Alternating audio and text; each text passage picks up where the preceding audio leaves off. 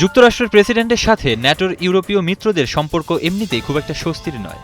প্রতিরক্ষা খাতের বাজেট বৃদ্ধি, গ্রিনল্যান্ড ইস্যু কিংবা ইরানের সাথে যুদ্ধ পরিস্থিতি সব মিলিয়ে ট্রাম্পের মেজাজ আগে থেকেই চড়া। কিন্তু এই ভূরাজনৈতিক উত্তাপের আগুনে নতুন করে ঘি ঢেলেছে চলমান বিশ্বকাপ ফুটবল, যেখানে মার্কিন যুক্তরাষ্ট্রের চরম হতাশা আর প্রেসিডেন্ট ট্রাম্পের ব্যক্তিগত ইগো মিলেমিশে একাকার।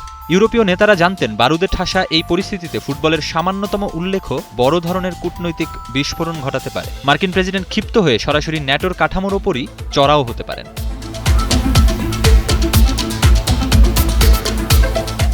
ঘটনার সূত্রপাত বিশ্বকাপের নকআউট পর্বে। বসনিয়া হার্জেগোভিনার বিপক্ষে ম্যাচে লাল কার্ড দেখেন যুক্তরাষ্ট্রের অন্যতম ভরসা স্ট্রাইকার ফোলারিন বালোগান। নিয়ম অনুযায়ী বেলজিয়ামের বিপক্ষে কোয়ার্টার ফাইনালে ওঠার সেই ম্যাচে তার মাঠে নামার কথা নয়, কিন্তু এখানেই ঘটে যায় ফুটবল ইতিহাসের অন্যতম বড় এক রাজনৈতিক নাটক।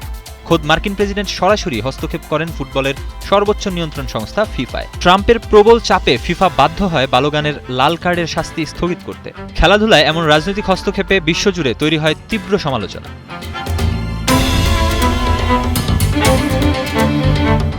ট্রাম্পের এমন ক্ষমতার প্রয়োগ সবচেয়ে বেশি ক্ষুব্ধ করেছিল বেলজিয়ামকে, কিন্তু তারা জবাবটা কূটনীতি দিয়ে নয়, বরং মাঠের খেলা দিয়েই দিয়েছে। ফিফা থেকে অযাচিত সুবিধা পেয়ে বালোগান মাঠে নামলেও বেলজিয়ামের রক্ষণভাগ ভাঙতে চরমভাবে ব্যর্থ হন তিনি। উল্টো যুক্তরাষ্ট্রকে ৪-১ গোলের বিশাল ব্যবধানে হারিয়ে এক প্রকার অপমান করে টুর্নামেন্ট থেকে বিদায় করে দেয় বেলজিয়াম। তবে আসল নাটক শুরু হয় ম্যাচের পর। বেলজিয়ামের খেলোয়াড় ড্রেসিং রুমে ট্রাম্পের সেই বিখ্যাত নাচের ভঙ্গি নকল করে উল্লাসে মাতেন। সেই উপহাসের ভিডিও ছড়িয়ে পড়ে ইন্টারনেট দুনিয়ায়। সামাজিক যোগাযোগ মাধ্যমে তারা ট্রাম্পকে উদ্দেশ্য করে কড়া ভাষায় লেখে, পারলে এবার এটা উল্টে দেখান। আর ঠিক এই কারণেই আজকারার ন্যাটো সম্মেলনে ট্রাম্প ছিলেন এক জীবন্ত আগ্নেয়গিরির মতো।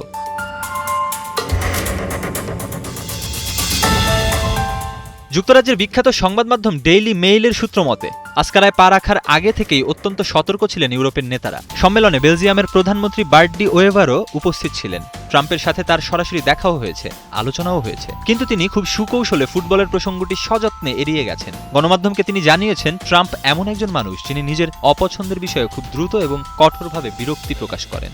বেলজিয়ামের কাছে হেরে যাওয়াটা মার্কিন প্রেসিডেন্টের ইগোতে যে বিশাল বড় এক ধাক্কা দিয়েছে তা বুঝতে পেরেছিলেন ডি ওয়েভার। তাই তিনি এই অগুরুত্বপূর্ণ বিষয় নিয়ে কথা বাড়িয়ে বিশ্বের সবচেয়ে শক্তিশালী মিত্রের সাথে কোনোভাবেই সম্পর্ক নষ্ট করতে চাননি।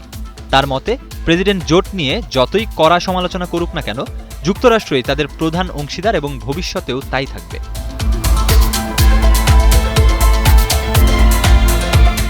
কি এক অদ্ভুত বৈপরীত্য!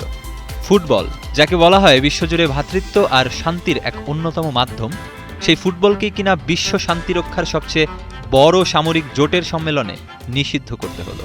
মাঠের লড়াই শেষ হলেও ডোনাল্ড ট্রাম্পের এই ব্যক্তিগত ক্ষোভ আর ইউরোপীয় নেতাদের এই নীরবতা প্রমাণ করে কূটনীতির টেবিলে মাঝে মাঝে একটি সামান্য ফুটবলও পারমাণবিক বোমার চেয়েও অনেক বেশি শক্তিশালী এবং স্পর্শকাতর হয়ে উঠতে পারে। মেহেদী হাসান সুমন, ৭১।